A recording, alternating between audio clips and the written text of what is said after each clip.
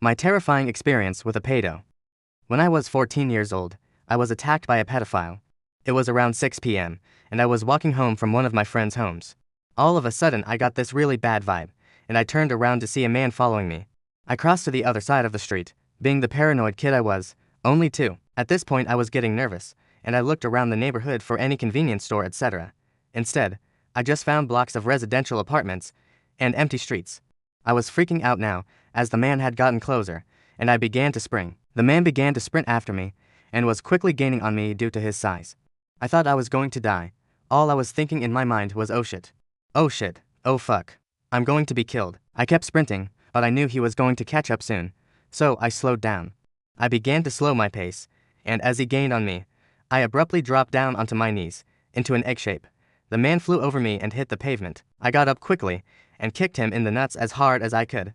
I then sprinted past the stunned man into the nearest subway station. The station employees noticed I was visibly shaken and walked over to see what was wrong. I told them the story and they immediately called the police. It turned out the man matched the description of a serial child rapist and murderer. I was honestly going off what I had seen in a movie in terms of my self-defense and didn't think it would actually work. TL, Doctor, I was attacked by a pedo and managed to escape by pulling a fast one over him. And strange experience I had a few months ago. I'm not sure what this would fall under, but it definitely was the strangest experience I've had in years. I work a night shift for a warehouse, won't say which since it's not important to the story, only that I was coming home around 3 a.m. Now I'm out in the country, where my home is in the hills, and it's about half a mile from the main road. About halfway up the nice smooth road turns to dirt. As my wheels hit the dirt I felt eyes watching me almost immediately. Which normally I wouldn't care, cause it's normal to see wildlife watching me come up the road. Only as I got to my normal parking spot I grabbed my pocket knife I keep in the glove box and stepped out. My eyes immediately turned to the direction of a dark patch of woods on the other side of the road. Something told me to look there and I held my knife up calmly saying I know you're there. As the words left my lips the world went dead quiet, which is very strange as there is a waterfall be 500 to 600 feet away from me and I can always hear it when I come home, but even it went silent. It stayed like this for a good 10 seconds before the sound returned and I heard something running away from me. I just kept my knife to my side and walked like I normally would to the house.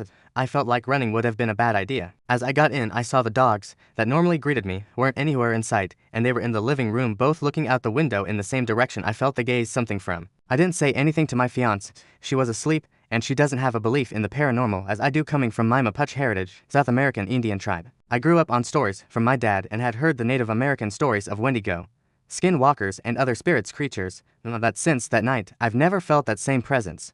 No idea what it could have been, I just know it wasn't deer like I'd normally see around my home.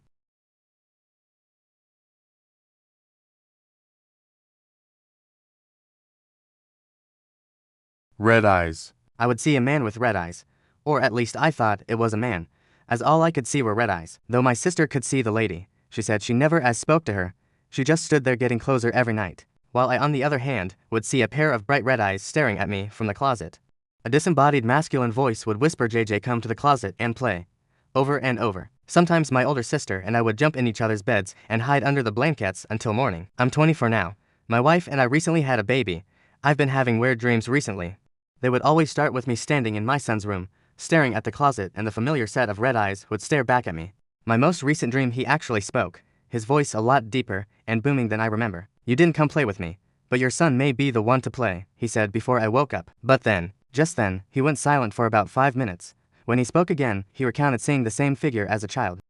He also told me he remembered having the same dream after I was born. I've blessed my house twice already, but I can only protect my son so much. I just hope, I really hope, that he doesn't go play in the closet. I may never see him again.